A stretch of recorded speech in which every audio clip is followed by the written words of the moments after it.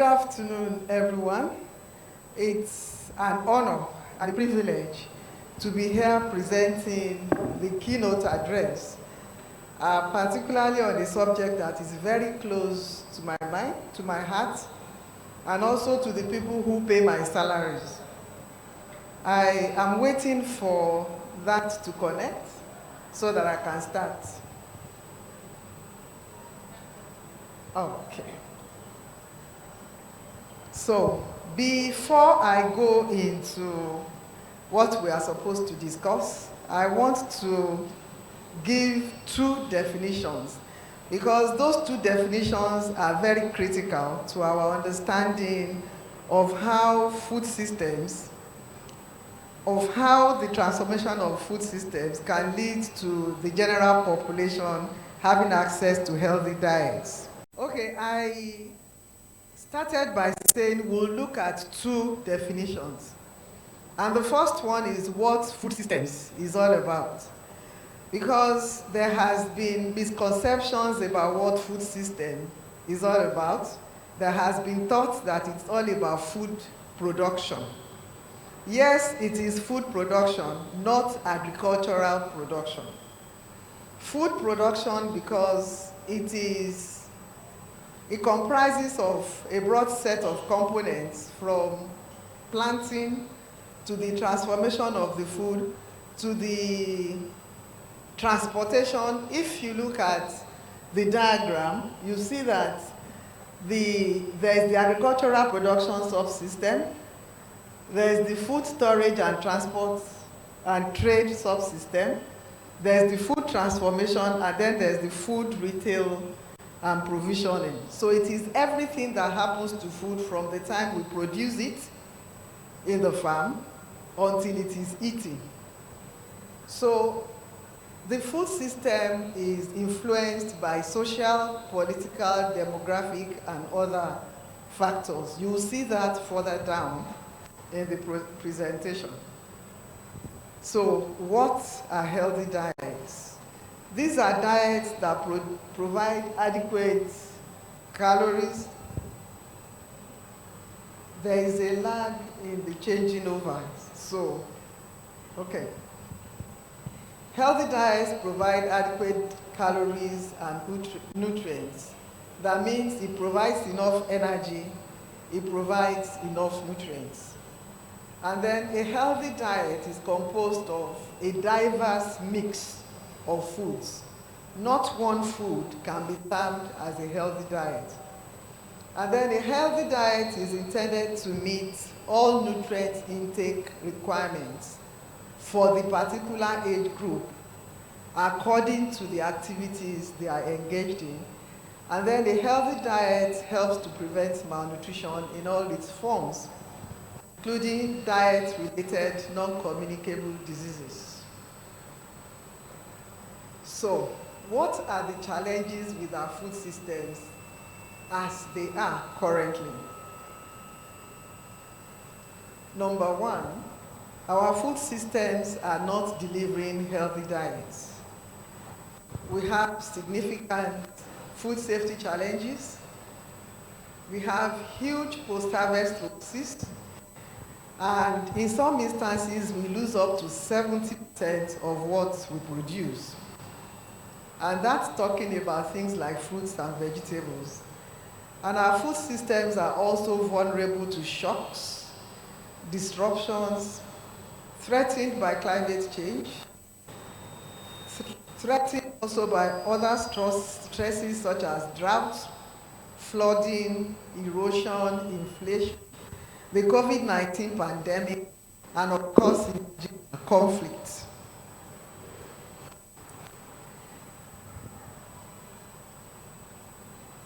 Okay. Diverse diets and healthy diets are not affordable to low-income consumers in Nigeria. For example, 33% of the population cannot afford an energy-sufficient diet. I'm in the midst of nutritionists, so I believe we understand what this means.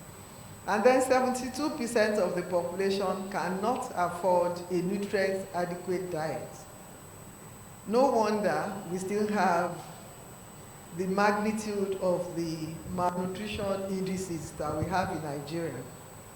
And 91% of the population cannot afford a healthy diet. The approximate costs of those diets are in the blue circles. Like for an energy sufficient diet, we need less than $1 a day, and 33% of the population cannot afford that. For a nutrient diet, we need about $2 in a day, and 72% of the population cannot afford that.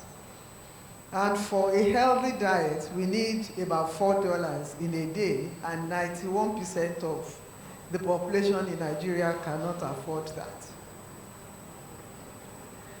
Poor diet is the common denominator for all forms of malnutrition. So the poor diet in the middle is responsible for stunting, for wasting, for type 2 diabetes, for high blood pressure, for obesity, for overweight and obesity, for anemia, and then back to stunting.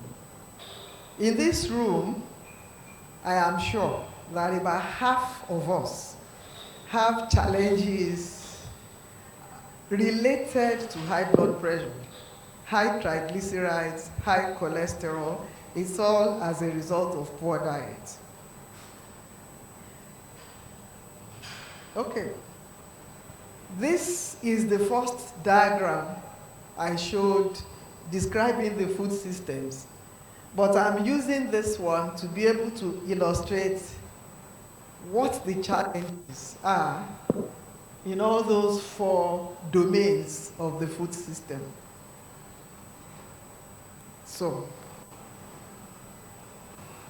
if we look at the food environment, challenges. Nutritious foods are less desirable because they don't look like all those things we eat. They are not McDonald's kind of food. They are not Mr. Big's kind of food. And then they are less affordable because, remember in the slide before this, a healthy diet costs about $4, and we said about 91% of the population cannot afford it. Nutritious foods or healthy diets are less convenient. They are not things you can just pick up the shelf. You need to be deliberate in getting it for the family. And then they are less available because definitely there is no money to buy them. So consumers consume poor diets because they don't have a lot of choice, and also because they don't have a lot of information. So looking at the food storage, transport, and trade subsystem, the challenges include the fact that we lose too much of what we produce, especially for the fresh foods. If we look at the food transformation subsystem, we have consistently in Nigeria kept transforming our foods into foods with low fiber, high salt, fat, sugar. A typical example is the noodles. It's become such a big industry in Nigeria. Adults eat, children eat, and we have adverts that depict foods. We have adverts that depict them as nutritious foods because we are not controlling labeling, we are not controlling advertisement. We allow adverts that shape what our children want to eat, and yet there are foods that cannot give them the required nutrients. And then if we look at the food retail and provisioning subsystem, I have just gone ahead of myself and said that we have heavy marketing of low nutrient foods. And if we go to the agricultural production subsystem, The agricultural subsystem is not focused on productivity of foods that are rich in minerals and vitamins. A typical example is we have so many traditional foods that were in existence and in use when I was much younger. I am more than 60, so that time, those foods were available, people used them, but nowadays they will tell you it's the food of a poor person. Nobody is using cocoyam or using the leaves or whatever.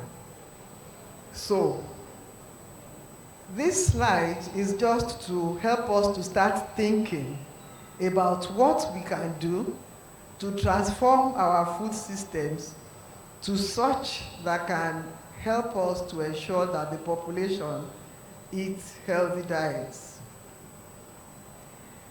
So why are we waking up to issues around food systems approaches? And the first reason, or the first major benefit of a food systems approach is the fact that that approach helps to shift the attention of policy from individual behavior to include social and environmental determinants of health. What do I mean by this? Traditionally, if we've been talking about food production, we will look at increasing productivity, getting the farmers to earn more money, but not looking at what the farmer will eat eventually. Not looking at what happens to what is produced, how we make it safe for people to eat, or how we transform it into a food that can be termed as healthy. So we are not looking at just one aspect of food production. The food systems approach helps us to look at a whole spectrum, from when we produce the food in the farm until when we eat. And the second major benefit is that using the food systems approach, we are able to look at fresh strategies that arises from real-world analysis. And real-world analyses are complex. You get to the root cause of issues, and then you're also able to look at unintended consequences so that when you are planning, you consider all those as you are planning. And the third major benefit is that a food systems approach is not static, because it captures activities in sequence. And those activities are not just linear.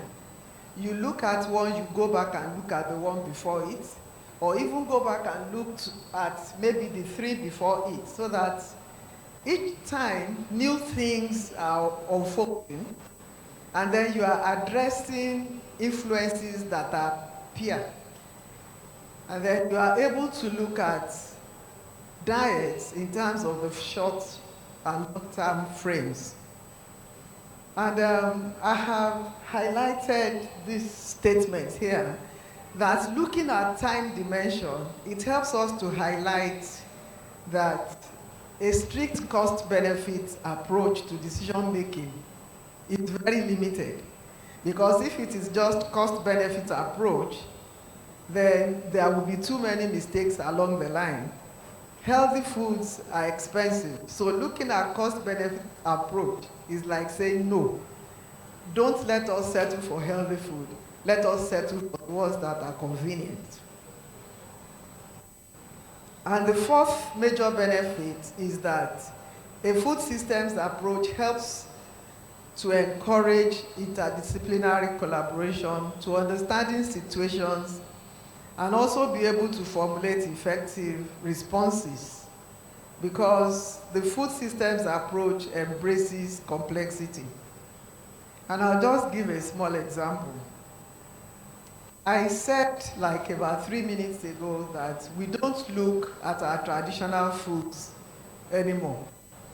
So if we want to focus on that, we will involve researchers maybe in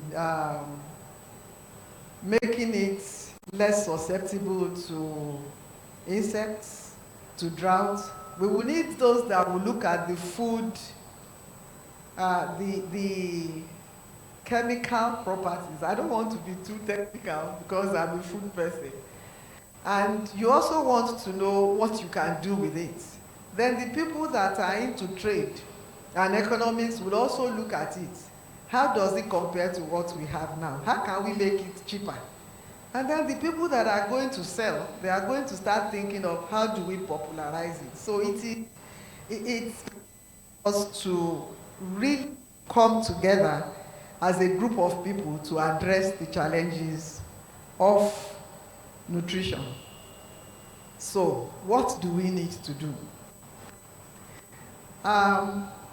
We've been having dialogues around the transformation of the food systems in Nigeria. We started in April, and we've had so many dialogues, like 40 of them in Nigeria.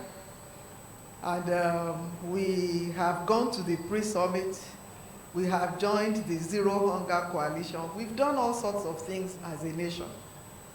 But then, as people who are focused on nutrition, it is more than all the shows, it is more than all the meetings, it is more than all the pronunciations. So the first thing that we agreed that we need to do is to build a common narrative, one that brings everybody into a shared space so that we are all aligned on the most important functions of our food systems. And for us, it is that the food systems deliver healthy diets. And then we can come together and work towards achieving a food system that is sustainable and well-functioning. And we are able to leverage our diverse strengths and perspectives and make the food systems in Nigeria to work for everyone. And what do I mean by the food systems in Nigeria working for everyone? It should deliver healthy diets. It should provide job opportunities. It should help our economy to grow. And it should be resilient. Not that one little flood somewhere results in food not being available in Nigeria. And then we should also build a common narrative around our food systems so that it supports nourishing. We are not just talking about people eating, we are talking about what they eat nourishing them. And also food systems that make human health and nutrition a priority. And also a narrative that emphasizes diet quality, addresses all forms of malnutrition, eliminates hunger, considers planetary health, and is pro-growth. And like I mentioned earlier, supports job creation, livelihoods, and long-term sustainable economic development. It would also include, now I want to talk about potential solutions that were identified during the various dialogues that we had. And the first is the need to reframe policies and actions across all relevant domains of food systems to ensure that they deliver high-quality diets, they are inclusive, they are efficient, resilient, sustainable, and work for everyone. And another potential solution is to make evidence-based policy and public investments in healthy and sustainable food and diets. And one of those evidence-based policy that I think as nutritionists we should be pushing is for labeling, nutrition labeling in Nigeria. So, and also after pushing for the nutrition labeling, we need to educate the general population on what their rights are with regards to food that are processed and sold to them, so that they are able to make informed decisions about what they want to eat. For example, if a packet of noodles carries a a red dot on it. That's what they call the traffic light kind of labeling. The general population is supposed to know that this food is not healthy and that you are eating it at your own peril. But they are able to make an informed choice about what they will eat and what they will not eat.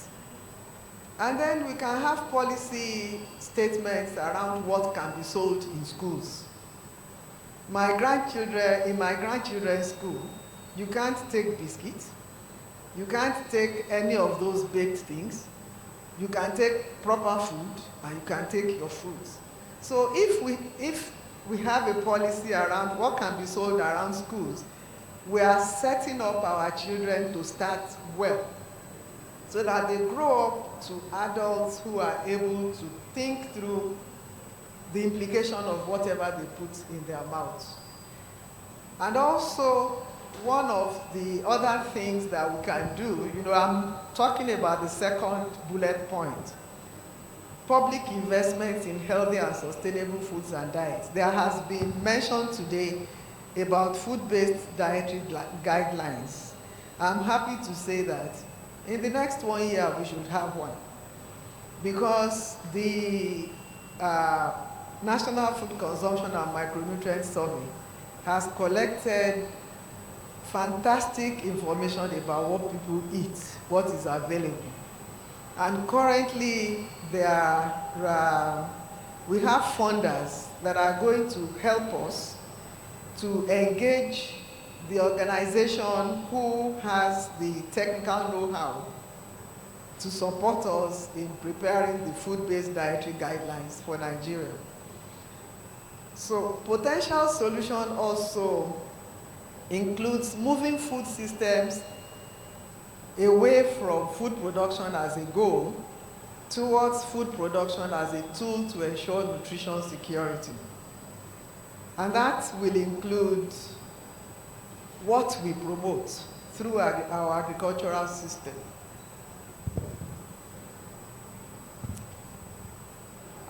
One of the other potential solutions is also promoting and incentivizing women and youth-led enterprises to grow and sell currently underutilized indigenous nutritious crops and foods. I've already talked about that.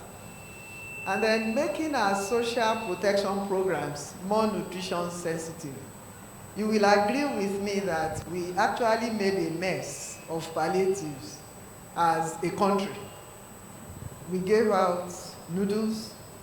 We gave out things that were not healthy. So going forward, one of the potential solutions is to make sure that our social protection programs are more nutrition sensitive. And another one is scaling up investments in and promoting production and consumption of biofortified crops and foods. This is one of our interventions, a food-based intervention to addressing micronutrient deficiencies. And also making evidence-based policy and public investments in healthy and sustainable foods and diets. And the second to the last is reviewing, revising, and preparing implementation plans for the food and nutrition policy, implementing the developed plans, and a special call for the implementation of the National Multi-Sectoral Plan of Action for Food and Nutrition. I have put the revising of the food and nutrition policy as number one, in that the knowledge we had when that document was being produced has become obsolete. And it is important that we review and get all the sectors that have something to do around improving nutrition to develop their implementation plan. Not just agric and health as it currently stands, but education, women, humanitarian, whatever.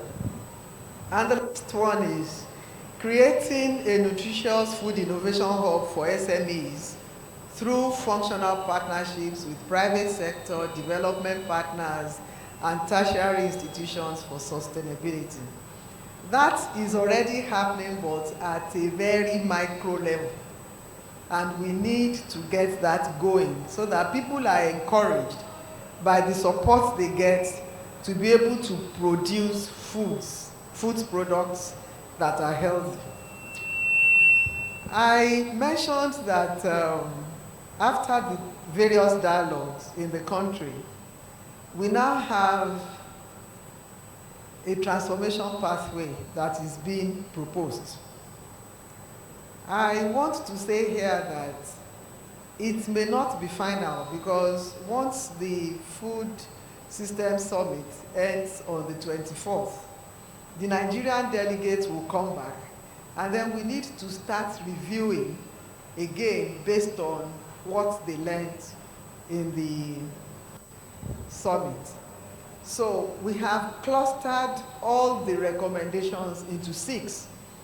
And the first one is investing in food security and nutrition knowledge dissemination, skills development, and information management systems to enhance agricultural productivity. It is full of so many words, but what we are saying is simply that let the farmers be informed. Let them have the information to determine what to grow. Let them have the information about pesticides that have been banned so that they don't use it. Let them have information about how they can enhance the growth of what they plant. That is what it means. And then the second cluster is around building sustainable, responsive, and inclusive input supply and food production systems. As things stand currently, a farmer is buying a bag of fertilizer for 20,000 naira. Who will be encouraged to go into food production with that kind of situation? And then the third one is value chain and market system development for improved productivity, improved livelihoods, and poverty eradication. That doesn't need much explanation. And cluster 4, is increased demand for and consumption of adequate, nutritious, and healthy foods, including in humanitarian context. We have added including in humanitarian context so that we don't think that they are suffering so much, so anything goes that we can give them that will not sustain their health and will not make them healthy. Then they become sick, and then we have to start looking for agencies to come and treat issues. And the 5th one is promote peace-building initiatives, early warning systems, food marketing and regulation standards, and an enabling environment for food systems activities. And then the last one is linking research, innovation, and extension for a sustainable food system. I want to give an example of how the strategies that we produce in response to the policy of food and nutrition in Nigeria can help us to address issues around ensuring access to healthy diets for Nigerians. And because I'm in the agricultural sector, I'm going to use the agricultural sector strategy. And this is just to demonstrate that as we develop our strategies, we should not only look at what we alone can do. It has to be what the other people can help us to achieve. So it is not just about planting or storage or anything. And this strategy actually takes a long-term food systems approach to addressing the problems of malnutrition in all its forms. And this simplified pathway shows what the strategic priorities are. The first one is making the food value chains nutrition sensitive. And I'm sure that this will be shared because the arrows need to be followed to truly, truly make sense of this. But then you will see that it is not just what agric can do. There is building resilience and social protection. There is surveillance. There is nutrition research and information systems. There is nutrition education, social marketing, behavior change. There is communication. There is advocacy. There is food safety. That is under the purview of Ministry of Health. The only two that are specific to agriculture are numbers 1 and 2. All the others, there is a need for other people to join to do it, to have success. And I want to go back to those things that I showed as challenges in the food systems. Remember that one of the challenges was not enough focus on productivity of foods rich in minerals and vitamins. So I've taken out 2 strategic areas in that strategy that will address it. Number 1 is the priority 1 and 2. The priority 1 is enhanced value chains for improved nutrition. That will address issues around breeding for improved nutrient content. It will address issues around how you process. It will address issues of fortification, biofortification, and the rest. And then the number 2 is supposed to address diversifying household food production and consumption, especially targeting women, and increase access to micronutrient-rich foods. And that is, 1, we increase the production of fruits and vegetables, and then we research into how to improve their shelf life. Another example is that we lose too much food, especially fresh foods. That strategic priority 1 also addresses that. And then the 2 other challenges is heavy marketing of low nutrient foods and food transformations into foods with low fiber, high salt, fat, sugar. And the strategic priority 7 in that strategy is around nutrition education, social marketing, behavior change, communication, and advocacy. You will agree with me that we need a lot of different actors to do this. And one of the things under that strategy is legislation and regulation of nutrition labeling of packaged food products, and then production and dissemination of food-based dietary guidelines. So I want to close by sharing something that my executive director, I am employed by the Global Alliance for Improved Nutrition and posted to the ministry as an advisor. So my executive director is Lawrence Haddad, and he's been in the forefront of work around Action Track 1 for the UN food systems. And he said about 2 days ago that projections do not write the future, we do. And we can create a future where food systems are the solution and not the problem. Thank you very much for that.